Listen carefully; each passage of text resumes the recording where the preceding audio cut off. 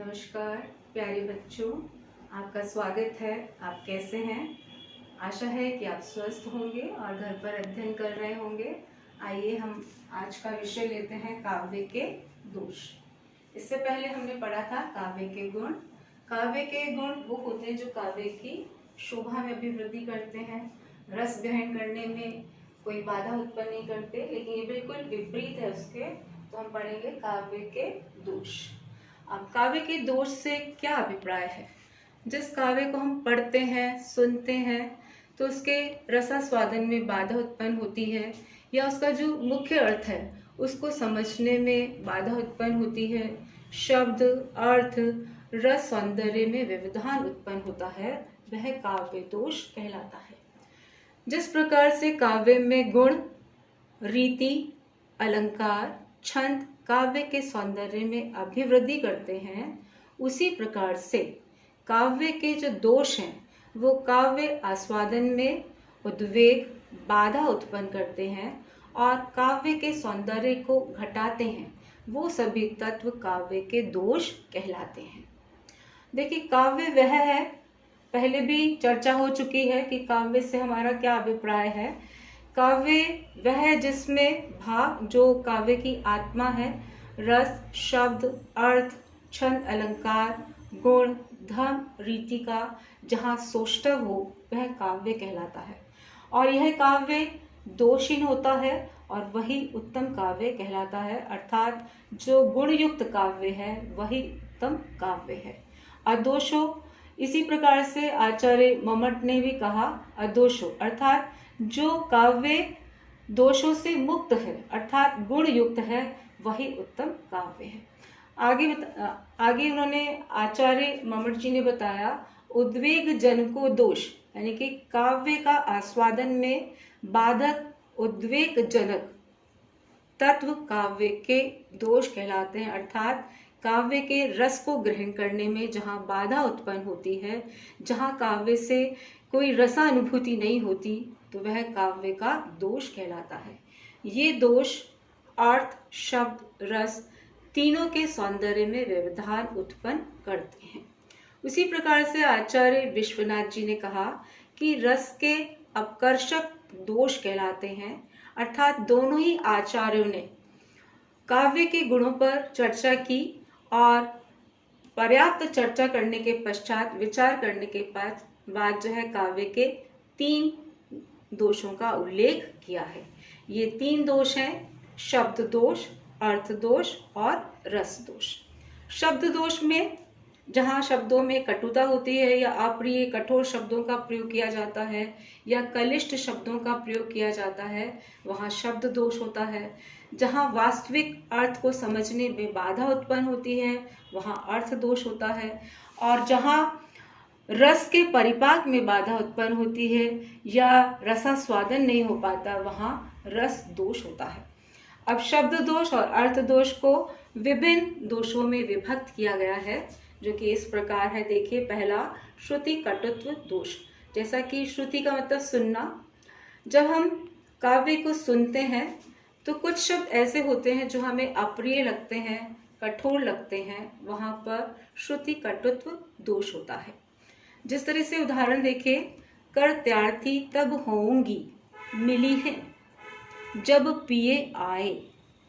कर त्यार्थी शब्द जो है कठिन शब्द, कठोर शब्द और अप्रिय शब्द है, जो कानों को प्रिय नहीं लगता। जब ऐसे शब्दों का काव्य में प्रयोग किया जाता है, वहाँ पर श्रुति कटुत्व दोष होता है। दूसरा है चित्त संस्कृति दोष, जहाँ पर व्याकरण की रीति के प्रतिकूल काव्य होता है, अर्थात व्याकरण की रीति या व्याकरण के नियमों का पालन नहीं किया जाता, वहाँ पर चित्त संस्कृति दोष होता है। उदाहरण देखिए, मृदुल मधुर निद्रा चाहता चित्त मेरा। मृदुल मधुर निद्रा चाहता चित्त मेरा, तब पिक करती तू शब्द प्रारंभ तेरा। तो यहाँ पे जो तेरा शब्द है वह व्याकरण की दृष्टि से पूर्व में आना चाहिए और यह अंत में दिया गया है, इसीलिए यहाँ पर चित्त संस्कृति दोष है।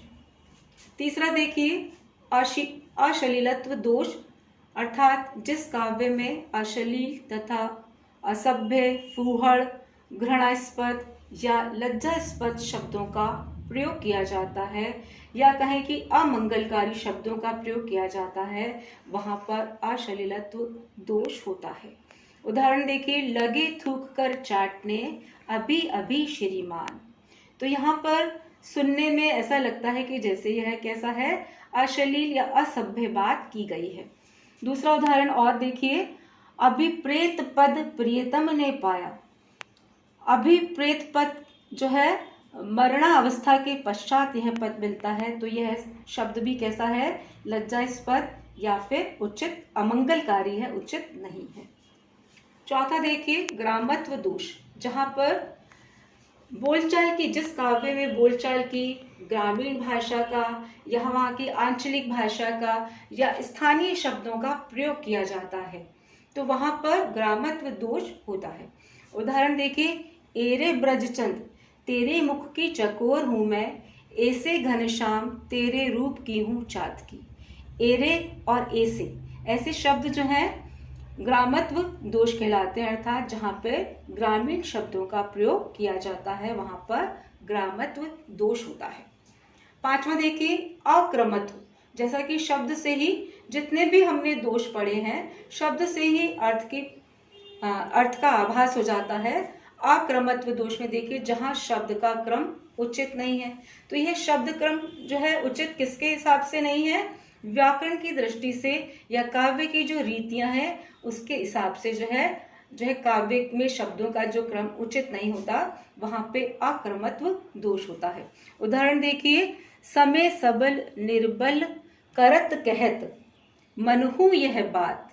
यहाँ पर यह जो शब्द है वह पूर्व में आना चाहिए, और जबकि यहाँ पर पश्चात में दिया गया है, अतः इस पंक्ति में अक्रमत्व दोष है। छठा देखिए, दुष्क्रमत्व दोष, जहां पर लोक तथा शास्त्र विहीन क्रम का उल्लंघन किया गया हो, यानी कि जो हमारी शास्त्रीय शैली और रीति है, अगर उसका क्रम का उल्लंघन किया गया हो, वहां पर दुष्क्रमत्व दोष होता है। देखिए, मारुत नंदन मारुत, मारुत नंदन मारुत को मन को खगराज को वेग लजायो। यहाँ पे जो मन है उसकी जो गति है वह मारुत और खगराज दोनों से तेज है, दोनों से अधिक तीव्र है, इसीलिए इसको जो है बीच में ना लेके अंत में लिया जाना चाहिए था, अतः यहाँ पर जो है दुष्क्रमत्व दोष है। सातवां देखिए, अप्रत्यत्व दोष, ऐसे शास्त्रीय शब्द जिसका प्रयोग लोक व्यवहार में नहीं किया जाता है वह अप्रत्यत्व दोष कहलाता है। यानी कि हमारी सामान्य भाषा में कुछ शब्दों का प्रयोग नहीं किया जाता, फिर अगर हम उसका प्रयोग काव्य में करते हैं तो वह अप्रत्यत्व दोष कहलाता है। उदाहरण देखिए, तत्व ज्ञान की ज्योति सो मोह आशय को नाश। यह आशय जो शब्द है वह सामान्य बोलचाल की भाषा में नहीं लिया जाता। यह जो शब्द है वो योग शास्त्र का पारिभाषिक शब्द है जिसका सामान्य रूप से अर्थ समझना मुश्किल होता है। यहाँ पर अप्रत्यत्व दोष ये कहलाता है। आठवां देखिए, कलिष्टत्व दोष, ऐसी शब्दावली जिसका अर्थ कठिनाई से समझ में आए, वहां पे कलिष्टत्व दोष होता है, अर्थात कलिष्ट भाषा का या घुमा फिराकर जब हम अपनी बात को कहते हैं वहां पर समझने में कठिनाई उत्पन्न होती है। उदाहरण देखिए, नखत वेद ग्रह जोरी अर्ध करी को बरजे हम खात।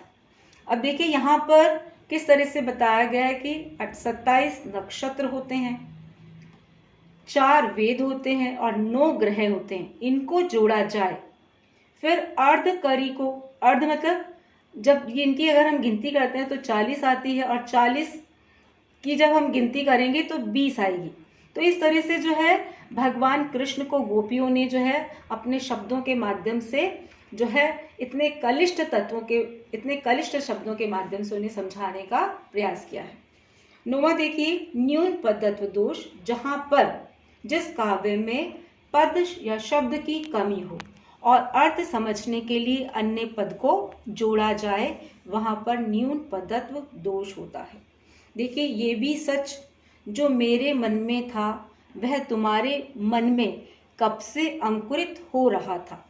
यहाँ पे अंकुरित शब्द की कोई आवश्यकता नहीं थी, फिर भी इसको समझाने के लिए एक पद को जोड़ा गया, अर्थात यहाँ पर न्यून पदत्व दोष है।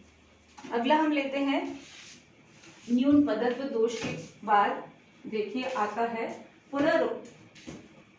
पुनरुक्तत्व दोष, अर्थात पुनरुक्ति जो दोष होता है, बार बार शब्दों का दोहरान होता है। जब काव्य में एक अर्थ वाले शब्दों का बार बार दोहरान होता है, वहां पुनरुक्तत्व दोष होता है।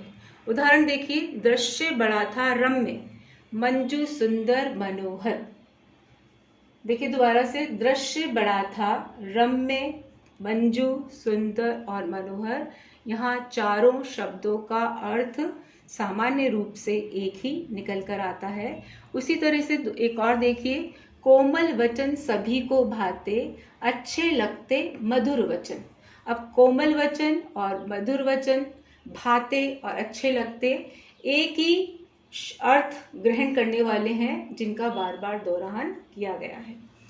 अगला देखिए, अधिक पदत्व दोष, जहां पर अनावश्यक रूप से, जिस काव्य में अनावश्यक रूप से, निरर्थक या आवश्यकता से अधिक पद जोड़ दिए जाते हैं, उसे हम कहते हैं अधिक पदत्व दोष। उदाहरण देखिए, राजन तुम्हारी खड्ग से, यश पुष्प सुमन लता विकसित हुई। दोबारा देखिए, राजन तुम्हारी खड्ग से, हे राजा तुम्हारी तलवार से, खड्ग से जो तुम्हारा यश है वह पुष्प की तरह विकसित हुआ या पुष्प लताओं की तरह विकसित हुआ। तो यहाँ पर जो है पुष्प सुमन लताएं जो हैं अधिक पदत्व के रूप में आई हैं, तो यहाँ पे इस काव्य में अधिक पदत्व दोष है। 12वां देखिए, हतव्रत दोष, जहाँ छंद के नियम, जिस काव्य में छंद के नियमों में यति गति ठहराव, जिसे हम पूर्ण विराम या अल्प विराम लगाते हैं, यति गति तथा मात्राओं का ध्यान नहीं रखा जाता, वहां पे हतव्रत दोष होता है, अर्थात जहाँ पे नियमों का, छंद के नियमों का ध्यान नहीं रखा जाता। देखिए उदाहरण के माध्यम से, तू बेटी जीवन में आई, सुख की झोली भर लाई। तू बेटी जीवन में आई, सुख की झोली भर लाई, सच्चे सुख की झलक बावली, तूने प्रथम दिखलाई। अब इस पद में जो है प्रथम, देखिए इसमें भी यति भंग हुआ है। जो तीसरा चरण है, इसमें यति भंग हुआ है, ठहराव गलत स्थान पर दिया गया है। उसी प्रकार से जो चतुर्थ चरण है, इसमें अन्य चरणों की मात्रा में, अन्य चरणों की तुलना में जो है इसकी मात्राएं कम है।